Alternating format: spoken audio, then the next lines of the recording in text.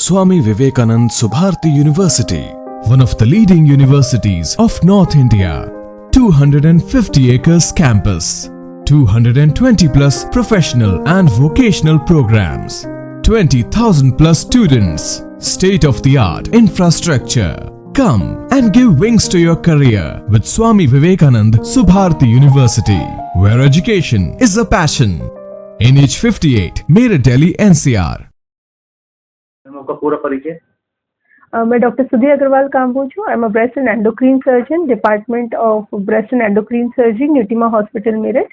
I am the first and the only breast and endocrine surgeon in the whole Western Uttar Pradesh, and currently I head the department at my hospital. Ma'am, जो medicine पर सरकार ने tax घटाया, खासतौर से वो medicine जो आपके इस्तेमाल में आती है, आप देखते हैं कि कितना महंगा मेडिसिन है इसका, तो इस पर क्या कहना चाहिए? देखिए, जो सबसे ज़्यादा मार किसी भी कैंसर पेशेंट पे पड़ती है वो होती है कीमोथेरेपी की मार, क्योंकि कीमोथेरेपी का जो ट्रीटमेंट है ये लंबा चलता है, कई महीनों सालों तक ये ट्रीटमेंट चलता रहता है. अगर स्टेज 4 है तो मान के चलिए उसकी ज़िंदगी भर ये दवाई चलनी है.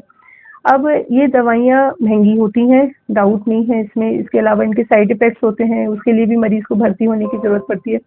तो बहुत ही बीमारी के साथ साथ एक फाइनेंशियल लोड मरीज पे रहता ही रहता है. तो ये एक बहुत अच्छा कदम है सरकार का कि उन्होंने इस फाइनेंशियल लोड को कम करने के लिए बहुत ही अच्छे कदम उठाए हैं. कैंसर की दवाइयों का जीएसटी कम होना एक बहुत ही सराहनीय काम है. As a doctor, as a cancer surgeon मैं इसको बहुत अप्रिशिएट करूँगी. इससे पेशेंट को की अफोर्डेबिलिटी में बहुत मदद मिलेगी. और जो मरीज़ दवाइयाँ महंगी होने की वजह से बीच में दवाइयाँ छोड़ देते हैं मजबूरी में, तो उनको बहुत हेल्प मिलेगी कि वो अपनी दवाइयाँ कंटिन्यू कर पाए. तो मैम, देखा ही जा रहा है कि जो ब्रेस्ट कैंसर है बड़े स्तर पर इसके पेशेंट मिलने लगे हैं, तो मैम आपको क्या लगता है कि दवाइयाँ आना एक कहीं ना कहीं संजीवनी होगा ऐसे पेशेंट्स के लिए? दूसरा है मैम, दूसरा ये है कि इस तरह के जो मर्ज हैं उनसे कैसे बचा जाए, अवेयरनेस के लिए क्या करें? सबसे पहले तो कि ये एक संजीवनी है, बिल्कुल एक संजीवनी है. डूबते को तिनके का सहारा.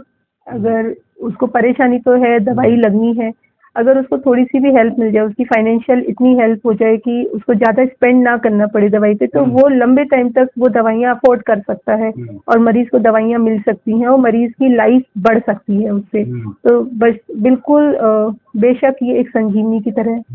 अब रिगार्डिंग कि इस तरह की बीमारियों से बचा कैसे जाए, तो ये एक बहुत ही इम्पोर्टेंट क्वेश्चन है जो आपने पूछा, क्योंकि जो बचाव है वो इलाज से कई गुना बेहतर होता है.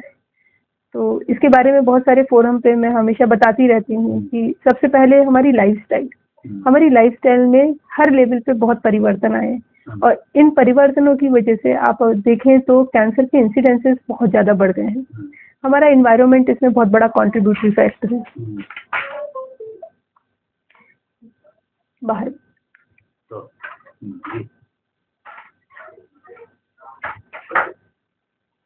हमारा एनवायरनमेंट इसके लिए बहुत बड़ा कॉन्ट्रीब्यूटरी फैक्टर है. ये जो पॉल्यूशन हम देखते हैं, जो प्रिजर्वेटिव्स जो हमारे खान पान में आज घुल गए हैं बिल्कुल, जो पानी जिस तरह से पॉल्यूटेड है, क्योंकि जितना भी पॉल्यूशन है वो ज़मीन में आता है, ज़मीन से भी जो पानी आता है वो हम लेते हैं, उसमें हार्ड मेटल्स होते हैं. ये सब बहुत लेवल पर हमारी बॉडी को प्रभावित कर रहे हैं. जो हमारी जीवन शैली है वो बहुत प्रभावित हुई है, खासकर महिलाओं की. अगर आप देखें आज से 30-40 साल पहले जो एक लाइफस्टाइल होता था फीमेल्स का, वो एक पूरा चेंज हो गया है. अब समय पे शादियां ना होना, बच्चे को ब्रेस्ट फीड ना कराना, समय पर बच्चे पैदा ना होना, बहुत ओरल कॉन्ट्रासेप्टिव पिल्स या हार्मोनल पिल्स लेना, तो ये चीज़ें कहीं ना कहीं ऐड करती हैं, कंट्रीब्यूट करती हैं ब्रेस्ट कैंसर के इंसिडेंस को. ये प्रूवन फैक्ट्स हैं, ये साइंटिफिक फैक्ट्स हैं जो हमें पता होने चाहिए. तो अगर हम इन सारी चीज़ों से बचाव रखें, सबसे पहले जो भी हमारी प्राकृतिक खान पान की व्यवस्था ईश्वर ने बना रखी है, हम उसको फॉलो करें, रेदर देन हम प्रिजर्वेटिव या पैकेज फूड्स की तरफ जाएं. पॉल्यूशन को अगर हम जितना कम कर पाएं, उतना ही हमारे अंदर कार्सिनोजेंस की जो पैदाइश है वो कम होगी. अगर हम अपने लाइफस्टाइल को सिंपल रखें, फीमेल समय पर शादियां करें, उनके टाइमली अगर बच्चे होते हैं अच्छे से ब्रेस्ट फीड कराएं, तो वो बच्चे को भी एक अच्छी सी परवरिश देंगे, वो एक अच्छे नागरिक बनेंगे. साथ ही साथ ये माओं को भी प्रोटेक्ट करेंगे ब्रेस्ट कैंसर के इंसिडेंसेस से। तो ये बिल्कुल हमें इन सब चीज़ों के बारे में सोचना चाहिए। मैम जो आजकल देखा जा रहा है, कोई बीमारी होती है तो इंसान यूट्यूब उठाता है और देखता है। तो कई सारे ऐसे मैंने भी ये देखा कि जो मैंने रिसर्च कर रही हूँ, मैंने देखा कि कपड़ों को लेकर के भी कुछ कहा गया है आपके वाले मर्ज में कि कपड़े टाइट पहनना या आपको पहन के सो जाना, ऐसा कुछ मैम है या धारणा है खाली?